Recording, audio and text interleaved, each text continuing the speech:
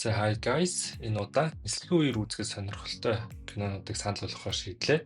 За ингээд кинонууд бол 3 тусдаа хэсэгт авч үзсэн. За эхний хэсгийн кинонууд бол хэрвээ та аяллаар явж байгаа тохиолдолд, за хоёр дахь хэсгийг нь бол хэрвээ та гадагшаа сурахаар юм эсвэл ажиллахаар явж байгаа тохиолдолд, за гурав дахь хэсгийн хувьд бол яг нисэж явах үедээ үзэх юм бол илүү таны гүн мэдрэмж өгч чадах тийм аимшиг кинонуудыг одоо сонгосон байгаа.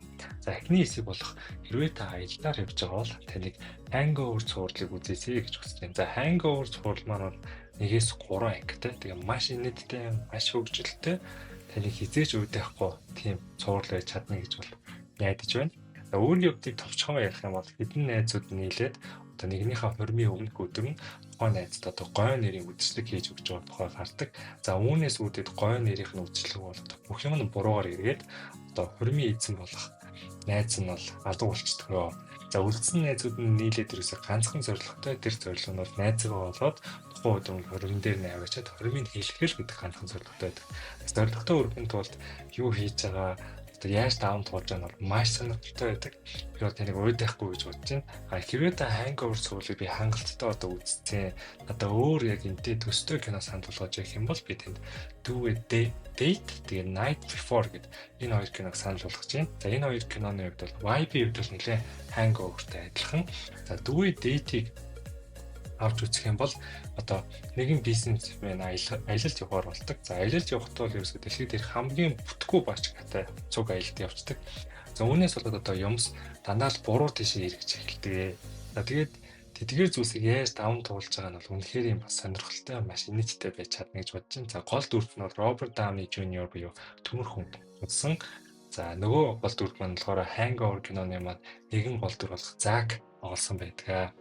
За The Night Before-ийн хувьд бол хэдэн найзууд бол нийлээд одоо шинэ жилийн орой бол уудаг. За ууснаас нь одоо бас юмс бас буруугаар хэрэгж байгаа тухай маш инээдтэй, маш сонирхолтой киногоо таныг бас л урд байхгүй. За тэгээд та эдгээр кинонуудыг үзснээр таны аялал илүү хөгжилтэй, таныг илүү зоригтой, илүү тийм мотивашнл болгож чадах байх гэж бодож байна. Бас найдаж байна. За дараагийн төрөл болох хэрвээ та гадагшаа сурахаар юм уу, гадагшаа ажиллаар явж байгаа бол энэ гурван киног тань санал болгож байна. Shawshank, The Founder, The Pursuit of Happiness.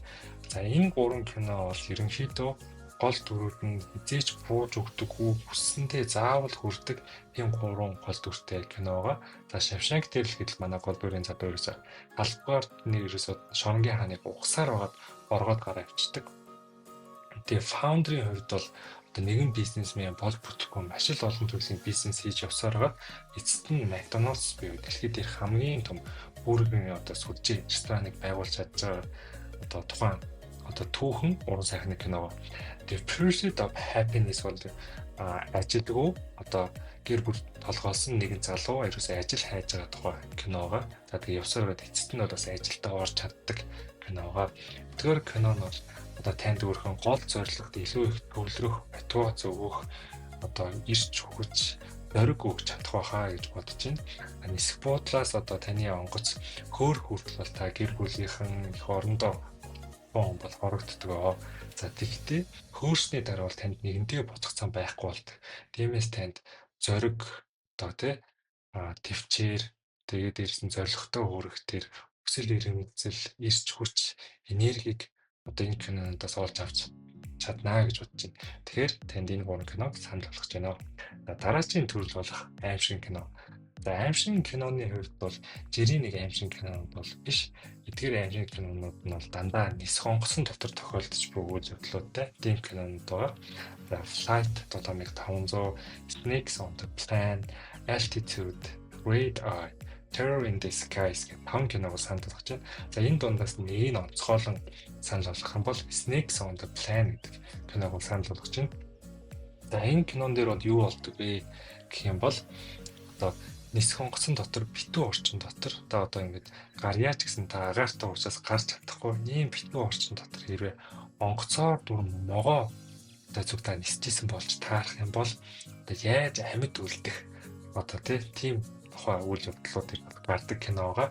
Тэгэхээр хэрвээ таны нисдэг ялангуяа шүн хийж байгаа тохиолдолд энэ киног үзэхэд бол танд нэлээд одоо гүн гүнзгий мэдрэмж төрүүлж бол чадна гэж бодож байна. За би хувьдаа бол санаандгүй байдлаар яг онгоцоор нисэж явах үедээ энэ киног бол үзчихсэн.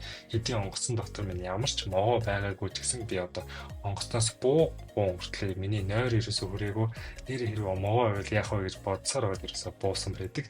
Тэгэхээр яг нэг талаасаа одоо Монгол хүмүүсийн хэлдвэрлэл муу ёр гэж болох ч гэсэн нөгөө талаасаа бол энэ кино IMDb дээр бол маш бага үнэлгээтэй байдаг. Тэгвэл та онгоцон дотрыг явж байхдаа үзэх юм бол одоо маш ойроос мэдэрч чаднаа гэж бол бодож байна. За тэгээд амны бэлгээс ашигтай бэлэг таны нислэг амжилттай ямар ч аюулгүй тухайн газар явж хүрээрээ хэрэг аяллаар явж байгаа бол таны аялал хизээж мартагдчихгүй солиотой галзуу бүхэл зүйлийг хийж үзсэн тийм аялал байгаасаа гэж хүсэж байна.